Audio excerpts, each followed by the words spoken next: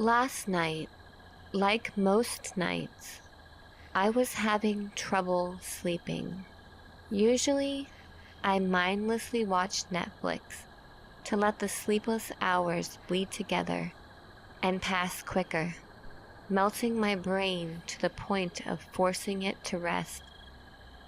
I had just cracked open a can of cheap beer and began sipping reluctantly. I don't usually drink, but I ran out of weed, and I really had nothing else to try and curb my natural anxiousness with. Another big part of the remedy to my anxiety is usually sucking cancer out of the end of a slow-burning cigarette. I smoke American spirits, so as some of you out there know, it takes a good 13 minutes if you aren't in a hurry. Typically, I have my cigarettes with me, and typically, I step out back to enjoy them. After wasting 5 minutes or so searching my room for my cigs like a schizoid looking for bugs planted by the CIA, I realized they were probably in my car out front. So I grabbed my keys, my lighter, and my beer, and casually headed out my front door to my car.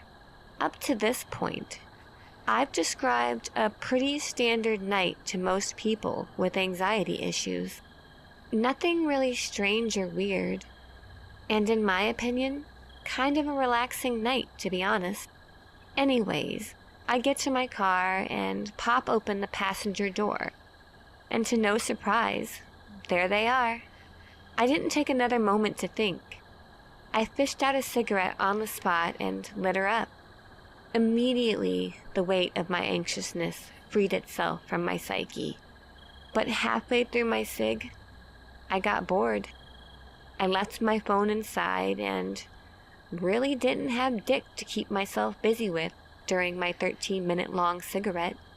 So I put my lit cig and brew on this little ledge by my front door and ran inside to grab my phone. I don't know why, but I threw the lock on before popping inside.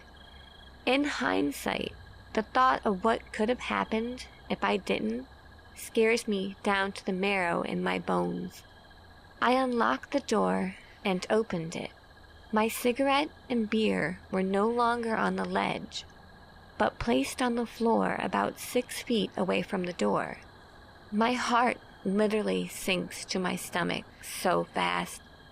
I honestly felt like it was about to fly out my asshole. I knew better. I knew I wasn't crazy. The half second it took for the fear to register itself in my brain, all signs pointed to danger. I can be paranoid sometimes, a lot of the times, but I learned to trust my gut, even if I feel insane. I slammed my door shut and twisted the lock. The second the lock clicks, I hear heavy running and feel the handle twist in my hand, and the door shudders back and forth violently. My heart actually made its way through my asshole this time. With nearly zero hesitation, I shoved my cheek to the door and eye to the peephole.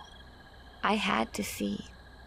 I see a dark black figure frantically pacing back and forth and loudly muttering, "Fuck, fuck, fuck." The bastard was in a fit of panic and rage. When I realized what happened, I realized he was watching me the whole time. When that realization hit me, I grabbed my father's Remington. Trying to be loud enough for him to hear through the door, I gave her a good whack. After, I quickly poked my eye through the peephole and he was gone. I know he probably tried the door first when I went inside for my phone, and it was locked. Strike one. He then moved my stuff to try and trick me into venturing farther outside so he could ambush me, but it failed. Strike two. Then his last desperate attempt to gain entry after he spooked me, trying to force his way in. Strike 3. He had a solid plan and did a good job executing it. I guess I used up all my luck on one evening. I haven't slept at all. My eyes and head feel like they're going to explode. I just stepped outside to check everything out now that the sun has risen. My beer had been emptied, and sticking out of the top was a rolled up piece of paper. All it said was, "I'll get in. Be careful, everyone."